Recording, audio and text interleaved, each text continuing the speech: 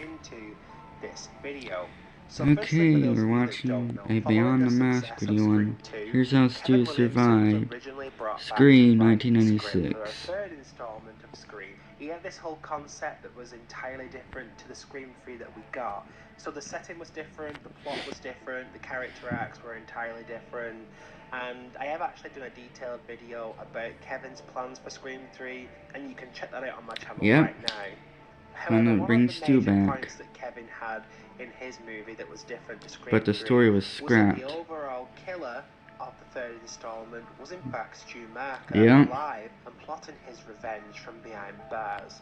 That is literally all that we knew about Stu's role in this movie. He was behind bars and instructed a cult to sort of follow in his footsteps of being Ghostface, and the whole thing was a huge setup, and as I've said, you can check that video out on my channel right now. So nothing was really known about Stu until now.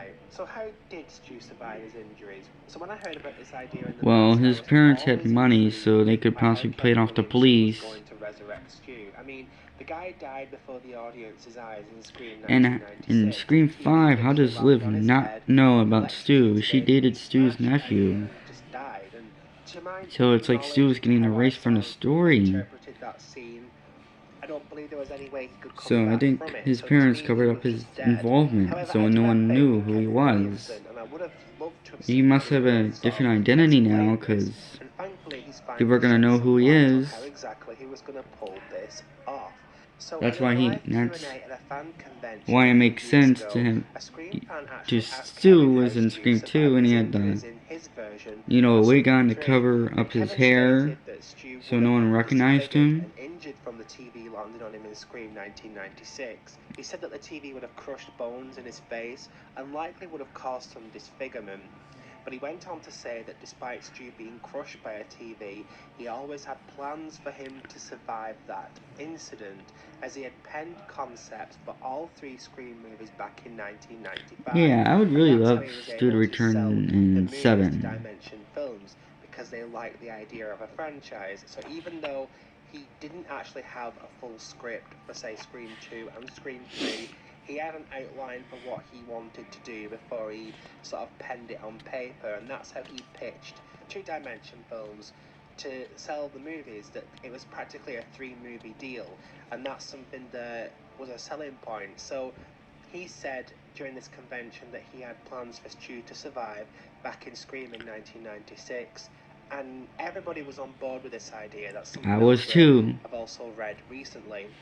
Wes Craven and Dimension and all the production were very much on board. But who knows, man? He could be alive in 7. Following the Columbine massacre, because they didn't want any teen movies to have any kind of violence, because at that time when that happened, there was a lot of flack going towards movies and the influence that they had on teenagers, and people were looking for someone to blame for what happened. And obviously Scream being so violent was a prime target, so that only changed following that incident. But before that, everybody was on board for Stu coming back. So my conclusion to this is that even though I'm no fan of the Stu is alive sort of theories, Kevin Williamson absolutely wanted this to happen. On paper it would have sounded ridiculous, and I'd be absolutely against the idea. Too. However, I'm a huge fan of Kevin's writing, and I would have been intrigued to have seen this come to life. It would have been cool if he would have came back so stupid, but as I said, and did the "Hello, Sydney" surprise thing again. Who knows? So, despite me enjoying what we got, I do always wonder to this day what Scream 3 would have been like if Kevin Williamson was able to if it would have been like. The franchise. What do you guys think, though? Would you have been happy with having this idea? Yes, I would have been. Idea? Do you think it's realistic that Stu survived the TV landing on his head? Or do you and I know people say that you can't survive getting crushed by a TV. Well, Kirby shoved it onto Ethan like it was no problem in Scream 6.